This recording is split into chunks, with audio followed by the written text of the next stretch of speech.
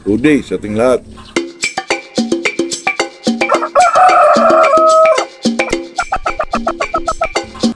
Dito naman tayo sa ating libangan.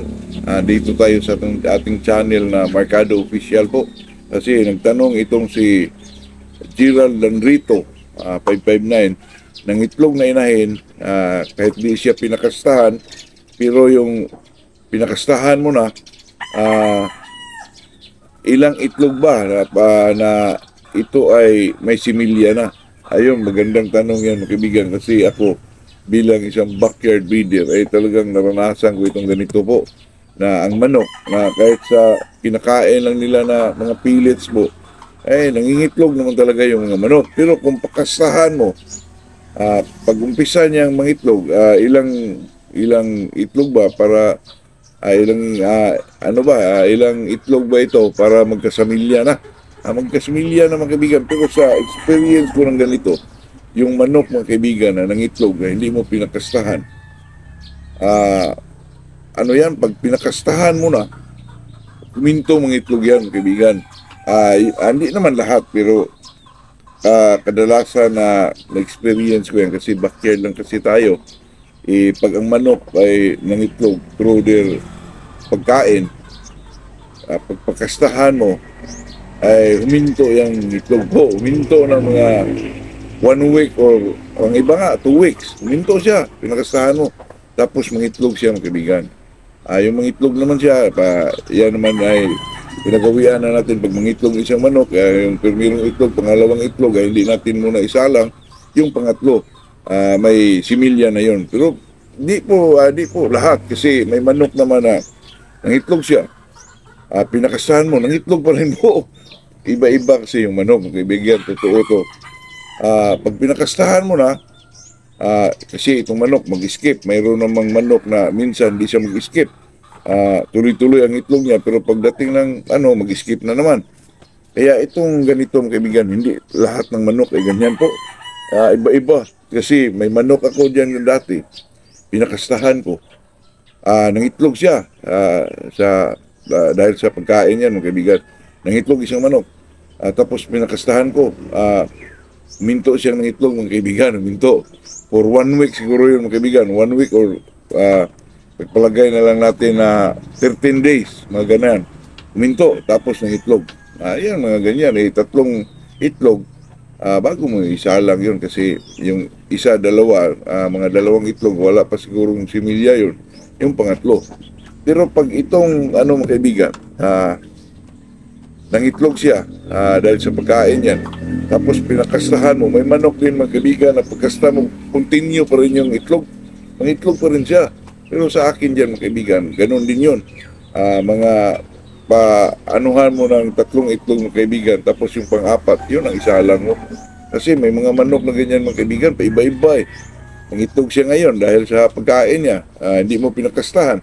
Pero pag pinakastahan mo, ang iba, maghinto. Ang iba naman tuloy-tuloy pa rin, mga kaibigan. Kaya yung tuloy-tuloy, anuhan mo yun ng mga kaibigan, 3 itlog lang kunin mo. Tapos yung pang-4, pwede na yun. Yun ang experience ko dyan. Yun lang sa akin, mga kaibigan. Magandang tanong po yan. Kasi as a backyard breeder, talagang ma-experience mo itong ganito po, na mangitlog isang manok, tapos pakastahan mo. Ako din dati, yan din ang tanong sa isip ko, pero yung na-experience ko, talagang makasagot tayo dyan, mga kaibigan, kasi pag backyard tayo, medyo malikot tayo eh. Lalo na parang ako, parang palagi akong excited, mga kaibigan, lalo na if we talk about sisiw, so enjoy ako dyan, mga kaibigan. Kaya nga dati, palagi ako naglaban, pero yung nag-breeding na ako, mas enjoy ako sa mga sisiw po. Lalo na pag tayo naman lahat ay may mga pero yung tingnan mo yung sisiw, mga kaibigan, ay feeding 1 oras kang kababa dyan, panoorin lang.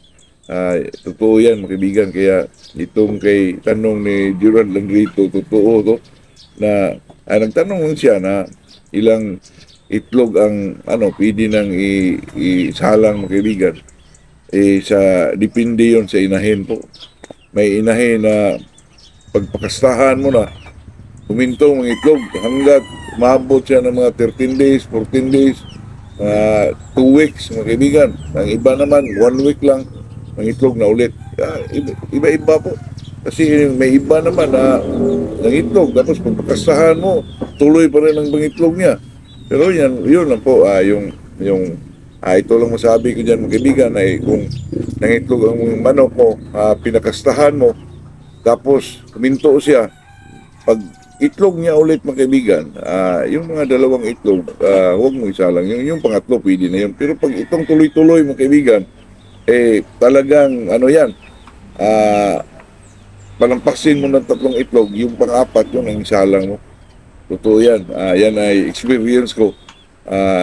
Hindi lahat ng manok ay pareho ang iba-iba po.